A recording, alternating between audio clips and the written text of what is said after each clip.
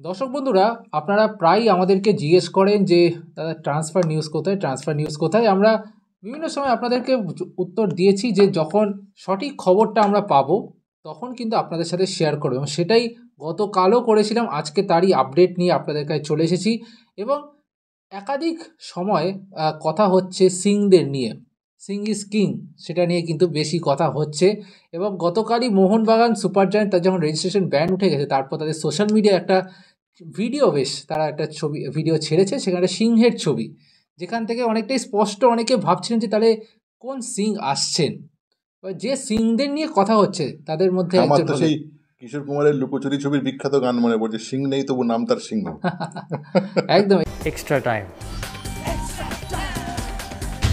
এটাই তাই, ভাই সিং নেই, কিন্তু অবশ্যই খেলার মাঠে তারা কিন্তু সিংহই বটে।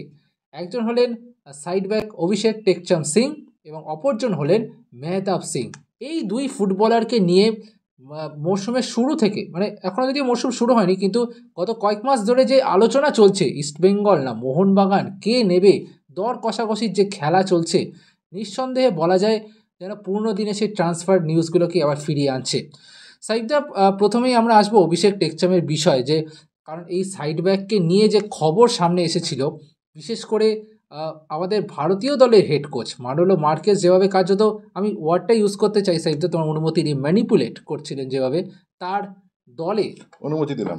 হ্যাঁ, তার দলে সাইন করানোর জন্য। তার দল মানে এফসি গোয়া। এখন তো আর ভারতীয় দলের হেড কোচ পদে তিনি নেই, আনঅফিসিয়ালি যদিও, কিন্তু এফসি গোয়াতে আসার জন্য যেভাবে তাকে ম্যানিপুলেট করা হয়েছে, সেটা নিয়ে একটা তো অবশ্যই আলোচনা চলছে। এবং কোন দলে তিনি সই করবেন, ইস্টবেঙ্গলে না মোহনবাগানে, কারণ দুই দলই আগ্রহী অভিষেক সিংকে নেওয়ার জন্য। এবং এই জায়গায় দাঁড়িয়ে কোন দল এগিয়ে রয়েছে, কারণ এফসি গোয়াও কিন্তু লড়াইয়ে ঢুকে গিয়েছে। সাইফদা, তোমার কাছে আসবো, কারা এই মুহূর্তে এগিয়ে রয়েছে এই লড়াইয়ে? দেখো, এখানে যে বিষয়টি সামনে এসেছে, মানালো মার্কেজের যে বিষয়টি সামনে এসেছে, সেটা সবচেয়ে বড় প্রশ্নচিহ্ন হওয়া উচিত। যে ভারতীয় ফুটবল যখন নীল জার্সি পরে খেলতে নামে কেন সফল হয় না। আসলে একজন কোচও ন্যাশনাল টিমে গিয়ে মানে ক্লাবের স্বার্থ দেখছেন। তা ফুটবলাররা যদি পা বাঁচাতে ন্যাশনাল টিমে হাঁটি হাঁটি বাবা ফুটবল খেলে ক্লাবের স্বার্থ দেখে, আর যখন কোনো ক্লাবের 3 জন 4 জন 2 জন 7 জন যাই হোক, যখন ন্যাশনাল টিমের কলাপ আসে তখন তারা মাথায় হাত দেয়, যা এতগুলো প্লেয়ার যাচ্ছে, কজন চোট হয়ে ফিরবে কে জানে। এই জাতীয় স্বার্থটা তো আগে রক্ষা করতে হবে। ওখানে গিয়ে কেন অভিষেকের সঙ্গে কেন কথা বলবে কোচ মানালো, এটা নিয়ে তো সবচেয়ে বড় প্রশ্নচিহ্ন হওয়া উচিত। এবং এই বিষয়টাই তো সামনে এসছে, কেননা পাঞ্জাবের সঙ্গে কথা হয়ে গেছিল মোহনবাগান কর্তৃপক্ষের। অভিষেক সিং কার্যত মোহনবাগানে আসছে, ইস্টবেঙ্গলও লড়াইয়ে ছিল, কার্যত মানে দর দেওয়ার ক্ষেত্রে লড়াইয়ে ছিল, যে দর কষাকষি পর্যন্ত নয়, দর দেওয়া, আমি একটা এরকম দাম দিলাম, এরকম একটা অফার ছিল মোহনবাগান এই ইস্টবেঙ্গলের পক্ষ থেকে। কিন্তু দর কষাকষি যেটা আপুইয়া বা এরকম যেটা হয়েছে গত মরশুমে, এবছরে এখনো পর্যন্ত কোনোটাতে হয়নি। ইস্টবেঙ্গল মোহনবাগানের দর কষাকষির জায়গায়, টাগ অফ ওয়ারের জায়গায়, যে আলটিমেটলি দাম বেশি দিয়ে আমি তুলে নিয়ে চলে এলাম, এমন কিছু এখনো পর্যন্ত ঘটেনি। কিন্তু এই ফুটবলারটিকে নেওয়ার বিষয়ে মোহনবাগান কার্যত এগিয়ে গেছিল, সই হয়ে যেত, হয়নি। কেননা মোহনবাগানের একটা রেজিস্ট্রেশনগত সমস্যা ছিল এবং তারপরেও আরেকটু কথাবার্তা বাকি ছিল। সেই জায়গাতে আমি সব্যসাচী তোমাকে যেটা বলতে পারি, মানালো যেভাবে মাঝখানে দাঁড়ালো ঢাল হয়ে, যে তুমি গোয়াতে এসো, গোয়াতে খেলবে। আর তখন অভিষেকের দিক দিয়ে অভিষেকরা বলল যে ওখানে জয়গুপ্তা আছে, আমি কীভাবে খেলবো, তো সেটা আমি বুঝে নেব। এবারে জয়গুপ্তা যখন ইস্টবেঙ্গল কানেক্টেড হয়ে পড়েছে, এই জায়গা থেকে তো অভিষেক স্বাভাবিকভাবেই তার ঠিকানা গোয়া ভাববেই। এখন মোহনবাগানের দিক দিয়ে যে খবর সূত্র যেটা এসেছে আমাদের কাছে, সেটা হচ্ছে অভিষেক নিয়ে কিন্তু সম্পূর্ণ নিরাশাবাদী মোহনবাগান কিন্তু হয়ে যায়নি। মোহনবাগান কিন্তু অভিষেক নিয়ে নিরাশাবাদী নয় একেবারেই, বরং এখনও পর্যন্ত অভিষেক নিয়ে তারা আশাবাদী, এবং তাদের কাছে এই বিষয়টা 60-40, আমার ধারণা 60-40, তারা মনে করছে এখনও চান্স আছে 60%। সেটা কোন জায়গা থেকে? কেননা তার এজেন্ট এখনও পর্যন্ত যেভাবে রিলেশন রেখে চলেছে মোহনবাগান কর্তৃপক্ষের সঙ্গে, সেই জায়গাটাতে তারা যথেষ্ট আশাবাদী যে শেষ পর্যন্ত হয়তো মোহনবাগানে আসবে অভিষেক।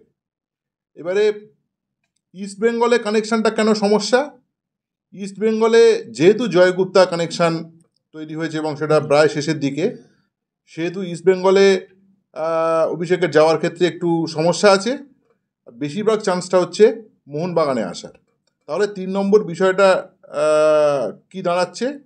3 নম্বর বিষয়টা আসার আগে 2 নম্বর বিষয়ের ফিনিশিং পার্ট হচ্ছে অভিষেক গোয়াতে যেতে পারে, মোহনবাগানেও থাকতে পারে। এটা একটা হালকা টাগ অফ ওয়ার চলছে পশ্চিম প্রান্তের ক্লাবের সঙ্গে আমাদের পূর্ব প্রান্তের ক্লাবের, এফসি গোয়া আর মোহনবাগানের এই লড়াইটা চলছে সভ্য। কিন্তু কথা মানালো, যে ঘটনাটা ঘটিয়েছে এটা কিন্তু একটা unfair game, manipulation, unfair game, এবং এই বিষয়টা নিয়ে কিন্তু আরও বেশি আলোচনা চর্চায় আসা উচিত। মানালো কেন এটা করলেন? 3 নম্বর বিষয়টা আসছি, তাহলে শুভাশিসের ভবিষ্যৎ কি? ইন্ডিয়া টিমের একজন নিয়মিত লেফট ব্যাক, আপাতত নিয়মিত এই মুহূর্তে যদি বলা যায় ভারতবর্ষের সব থেকে বেস্ট ফুটবলার, কারণ বর্ষসেরা ফুটবলার হয়েছেন শুভাশিস, বর্ষসেরা ফুটবলার শুভাশিস হয়েছে। অভিষেক টেক্সামের তোমার একটা লাইভ পড়ে রয়েছে, এবং আন্ডার 23 টিমের গুরুত্বপূর্ণ ফুটবলার, সবাই 20 বছর বয়স এবং ন্যাশনাল কল আপ। সুতরাং তাহলে কি মোহনবাগানে এই সাইড ব্যাক পজিশন নিয়ে লড়াই হবে?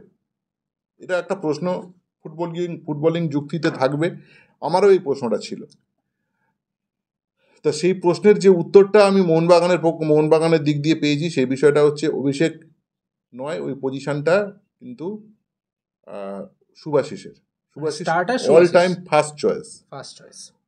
ফার্স্ট চয়েস, এবং অভিষেক তোমার দুটো ফুলব্যাকেই খেলতে পারে, লেফট রাইট দুটো ফুলব্যাকে খেলতে পারে, এবং সে যথেষ্ট ভালো উইং পজিশনেও খেলতে পারে। অভিষেকের মধ্যে দিয়ে মোহনবাগান আশিক কুর্নিয়ানের একটা বিকল্প প্লাস সামথিং, কেননা ডান দিকের যেহেতু তোমার আশিস রায়ের ওপর পুরো ভরসা মোহনবাগান এখনও পর্যন্ত করতে পারছে না, সেহেতু তোমার ডান দিকের ভরসাটা না করতে পারার জন্য তোমার কিন্তু মনে করছে যদি অভিষেককে যদি নিয়ে আসা যায়, যে আশিক কুর্নিয়ানকে হারিয়ে মোহনবাগান যতটা লস হয়েছে সেটা পুরো মাত্রায় সেটা লাভবান হবে বলে মনে করছে মোহনবাগান।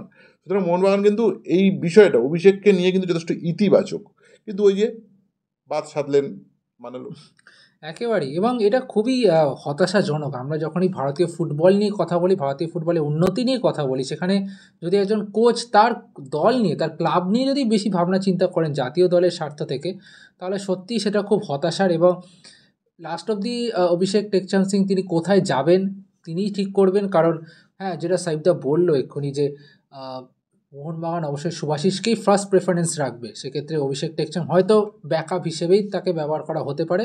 সেক্ষেত্রে তিনি তার অপশন হিসেবে কোথায় যাবেন সেটা তার সম্পূর্ণ ব্যাপার। কিন্তু এখনও এটা খুব গুরুত্বপূর্ণ বিষয় সাইফদা, কারণ তুমি যেটা বললে যে তার এজেন্সির সাথে সম্পর্কটা ভালো লাগছে। অভিষেকের যে এজেন্সি, তার একই এজেন্সি আপুইয়া, লিস্টন কোলাসো, সুতরাং মোহনবাগানের সাথে এজেন্সির কিন্তু একটা ভালো সম্পর্ক রয়েছে, নিবিড় যোগাযোগ রয়েছে। এবং সেক্ষেত্রে কিন্তু একটা আশা রয়েছে, 60-40 কথা রয়েছে। কারণ যতই হোক অভিষেক টেকচাঁদ এই মুহূর্তে জাতীয় দলে খেলা প্লেয়ার, তার মতো একজন ভবিষ্যৎ প্রতিভাবান প্লেয়ারকে কিন্তু আনা অবশ্যই উচিত মোহনবাগানের, এবং সেক্ষেত্রে দলটা আরও শক্তিশালী হবে। সাইফদা, এবার আসি মেহতাব সিংয়ের কথায়, কারণ এই মেহতাব সিংকে নিয়েও একটা কিন্তু লড়াই চলেছে, দর কষাকষি বলবো না, একটা লড়াই কিন্তু চলেছে মোহনবাগান আর ইস্ট বেঙ্গলের মধ্যে। কে নেবেন এই অভিজ্ঞ ডিফেন্ডারকে? কারণ মুম্বাইয়ের সাথেও একটা লড়াইয়ে রয়েছে, কে নেবে এইটা একটা খুব বড় প্রশ্নচিহ্ন। কারণ ইস্টবেঙ্গল তারাও চাইছে একটা ভালো ডিফেন্সটাকে শক্তিশালী করতে, যেহেতু যদিও আনোয়ার রয়েছে, লালচুনুঙ্গা রয়েছে, সেক্ষেত্রে যদি মেহতাব সিং আসে সেক্ষেত্রে একটা বড় অপশান। কিন্তু মোহনবাগানের ক্ষেত্রে আমরা এই অপশানটা আরও বেশি দরকার, যদিও তাদের দীপেন্দু বিশ্বাস রয়েছে, কিন্তু মেহতাব সিংয়ের আগমন নিঃসন্দেহে যেটা তাদের সেন্টার ব্যাককেও সাহায্য করবে, তিনি সাইড ব্যাকেও খেলতে পারেন। সুতরাং অভিষেক যদি না আসে, মেহতাব সিংটাও কিন্তু খারাপ অপশান হবে না সাইফদা। অবশ্যই মোহনবাগান মেহতাব আমাদের পাখির চোখ মেহতাব মোহনবাগান আপাতত এই মুহূর্তে আজকে দাঁড়িয়ে অভিষেক আর মেহতাবের মধ্যে তুমি দুটো একটা নাও মেহতাব নিচ্ছে, এটা ভাবতে পারো তুমি। ইস্টবেঙ্গলও কিন্তু মেহতাবের জন্য কিন্তু একটা দাম দিয়েছে, ঠিক আছে। আমি আবার বলছি, টাগ অফ ওয়ার বা যেভাবে দর কষাকষি হয় একটা অকশনে যেভাবে হয়, মানে গতবারে বেশ কিছু ফুটবলারের ক্ষেত্রে যেটা ঘটেছে, এবারে কিন্তু দুটো দলই তারা জানে যে এই খেলায় নামলে অতিরিক্ত দাম দিতে হয়, সেই জায়গাটায় এই দুটো দলই কেউই পা বাড়াচ্ছেন না এবং আমার মনে হয় ঠিকই করছে। এই তো ইন্ডিয়া ফুটবল 127 130 র্যাঙ্কিং, তাতে দেশের সেরা ফুটবলার নিতে হবে, দেশের সেরা, কিন্তু পৃথিবীর সেরা তো নয়, এবং হিসেব গড়বে বিদেশিরা। সুতরাং এই দেশীয় ফুটবলারদের জন্য ঠিক আছে, দেশের ফুটবলার ন্যাশনাল জার্সি তাকে নিতে হবে, এই পর্যন্ত ঠিক আছে। আমার মনে হয় যেটা হচ্ছে এটা সুস্থ স্বাভাবিক, এটা একদম খুবই অনুচিত আর কি। এবারে তোমাকে বলি যে মেহতাব সিংয়ের যে জায়গাটা গতকালকে আমরা বলেছিলাম যে ওর ট্রান্সফার ফিস কত বলেছিলাম কি না, সেটা একটু উজ্জ্বল রেখে আমি এবার বলে দিচ্ছি, আমি মোটামুটি বলে দিচ্ছি। সেটা হচ্ছে 2 কোটি টাকা ট্রান্সফার ফিস, 2.5, মানে 2 কোটি দিয়ে শুরু হবে, খেলা শুরু করবে 6 মাস 7 মাসের পারফরমেন্স যদি ভালো হয়, আমি লাস্টের দিকে বলেছিলাম কালকে কতটা, 16টা ম্যাচ খেলতে হবে মেহতাবকে, ঠিক আছে, এবং সেটা ফুল টাইম, আইএসএল এ বলছে না, পুরো মরশুম, ফুল মরশুমে, পুরো মরশুমে 16টা ম্যাচ খেলতে হবে এবং ওয়েল পারফর্ম, এবং তোমার ঠিকঠাক এই পারফরমেন্স হলে মিনিমাম তাহলে তুমি 2.5 পাবে, 2.5 কোটি। এটা একটা মোটামুটি মোহনবাগান একটা অফার দিয়েছিল বলে শোনা গেছে, যেটা সূত্র মারফত এসছে আমার কাছে, কিন্তু সেটাতে ওরা রাজি হয়নি, কারণ ওরা 4 কোটি থেকে 3.5 কোটি পর্যন্ত নেমেছিল। 4 ছিল প্রথম দাম, 3.5 কোটি ট্রান্সফার ফিস, এবং সেটা কখন, সেটা হচ্ছে তোমার টোটাল 1 বছর মাত্র বাকি রয়েছে তার ওই ক্লাবে, ঠিক আছে, মানে তুমি মাল্টিপল চুক্তি করতে পারবে, কিন্তু মাত্র 1 বছর সেই ক্লাবে রয়েছে, এবং তার সঙ্গে স্যালারি 2 ধরো, ঠিক আছে, 2 বা তার একটু কম বেশি হবে। সুতরাং এই টাকাটা তোমার গুনতে হচ্ছে মেহতাবের জন্য। মেহতাবের যখন 3.5 বলেছে, এরা যখন 2.5 পর্যন্ত উঠেছিল, সেটা ওরা রাজি হয়নি। শোনা যাচ্ছে, আমরা যে ভাষাগুলো ব্যবহার করি দল বদলের খবরে, শোনা যাচ্ছে বা সূত্র মারফত জানা যাচ্ছে যে মোহনবাগান 2.5 থেকে 3 গেছে ব্যাপারটা নিয়ে। ওরা 3.5 নেমেছিল, এরা 3 গেছে, একেবারে গড়িয়াহাটের সেই বাজারে, জানি না, আমরা তো মধ্যবিত্ত পরিবার, গড়িয়াহাটে ধরো মার্কেটিং করতে গিয়ে সাবসিডির দাম লেখা থাকে, তুমি কমাতে পারবে না, ধরো মার্কেটিং যারা করি আমরা, এবারে ধরো সেখানে যেভাবে হয় দাম, দাদা এটা কতই দেবেন, সে তো প্রথমে বলে দিয়েছে, দাদা কতই দেবেন, বললো 600 এক কমে 1 পয়সা, দাদা 600, হাট করে 100 টাকা নামিয়ে দিলেন, আমি আপনাকে লাস্ট দাম দিচ্ছি দাদা 300 টাকা। কি বলছেন দাদা, পকেটে পয়সা নিয়ে এসছেন কেন বাজার করতে, দাদা ভাষাটা ঠিক করুন। সে বললো আমি 550 কমে 1 পয়সা আসতে পারবো না। তুমি বললে যে ঠিক আছে, আমি 300 বলছি, আমি 350 দিচ্ছি আপনার, যান। বলে তুমি দূরে সরে গেলে, ফিরে দেখলে ও বললো দাদা নিয়েই যান, 500 নিয়ে যান, আমি আপনার 400 চলো, একটা জায়গায় সেটিং হয়ে গেল, 400 450 সেটিং। এই জায়গাটা চলছে পুরোটা স্নায়বিক যুদ্ধ, গতকাল যেটা বলছিলাম, স্নায়বিক লড়াই, একটু ছাড়ছে, একটু সুতো ছাড়ার মতো আর কি, সুতো ছাড়তে একটা জায়গায় এখন মেহতাব মোহনবাগানে আসতে পারে, সেই সম্ভাবনা জোরাল, এটা তোমায় বলতে পারি। একদম, তো এটাই আশা করা। এবং মোহনবাগানে কেন আসবেন না, বা মোহনবাগান কেন চাইবে না, ফুটবলিং যুক্তি আমরা আগেও দিয়েছি। 2জন বিদেশি সেন্টার ব্যাক অলরেডি রয়েছে, গতবারের দলটা মোহনবাগান করেছিল আনোয়ারকে ভেবে, এবং আনোয়ারকে ছেড়ে 2জন বিদেশি সেন্টার ব্যাক দিয়ে সেই পজিশনটা খেলে ক্ষতিটা কোথায় হয়েছে, ক্ষতিটা মোহনবাগানের কোনো ক্ষতি হয়নি, মোহনবাগানের ক্ষতি হয়নি, কারণ তারা লিগ শিল্ড দুটোই পেয়েছে, কিন্তু যে ভাবনার জায়গাতে তাদের তো একটা সমস্যা, মানে একটা ধাক্কা জার্ক একটা হয়েছিল, কেননা 2জন বিদেশি আপফ্রন্টে তারা বেশি পারেনি খেলাতে, কিন্তু এই মেহতাব এলে এরা প্রায় নির্দ্বিধায় টম আর এর মধ্যে 2জনের মধ্যে, আলবার্টোর মধ্যে যে কোনো একজন থাকবে, মেহতাব থাকবে, এবং খুব প্রাণ খুলে এবং খুব মন দিয়ে দীপেন্দুকে খুব প্রেশার না দিয়ে খেলাতে পারবে, ঠিক সময়ে ব্যবহার করতে পারবে। আর আপফ্রন্টে খুব প্রাণ খুলে 3জন বিদেশি খেলাতে পারবে, এবং সেটা মোহনবাগানের আমার মনে হয় যে তাদের ফরমেশনগত অনেক পরিবর্তন আসবে, খেলার উৎকৃষ্টতা মান বাড়বে। একদম মেহতাবে আসাতে মোহনবাগানের রক্ষণটা সেটা খুব সেটেলড হয়ে যাবে, কারণ শুধুমাত্র সেন্টার ব্যাকেও না, দুটো সাইড ব্যাকেও খেলতে পারেন, সেক্ষেত্রে আশিস রায় ও সুভাষিস বসুর ক্ষেত্রেও একটা চাপ কমবে। তো এইটাই আশা করা যায় যে দুই সিং অর্থাৎ টেকচাম অভিষেক সিং এবং মেহতাব সিং তারা মোহনবাগানে আসছে কিনা সেইটা একটা অবশ্যই আলোচনার বিষয়। কিন্তু অবশ্যই এটাই দেখার যে মোহনবাগান তারা এবার কী রকম দল গড়ে। এই দুই সিংকে তো অবশ্যই টার্গেট করেছি, তার সাথে আরও কিন্তু বেশ কিছু বড় টার্গেট রয়েছে, সেটা যতক্ষণ না আমরা সঠিক খবর পাবো আপনাদের সাথে আমরা তখনই শেয়ার করব। তো আপাতত এইটাই আমাদের আপডেট। ভালো লাগলে সাবস্ক্রাইব করুন আমাদের এক্সট্রা টাইম বাংলাকে, এবং তার সাথে কমেন্ট বক্সে জানান, আপনাদের মতামত জানান। আর ভিডিওটি ভালো লেগে থাকলে অবশ্যই লাইক করবেন। সকলকে অসংখ্য ধন্যবাদ।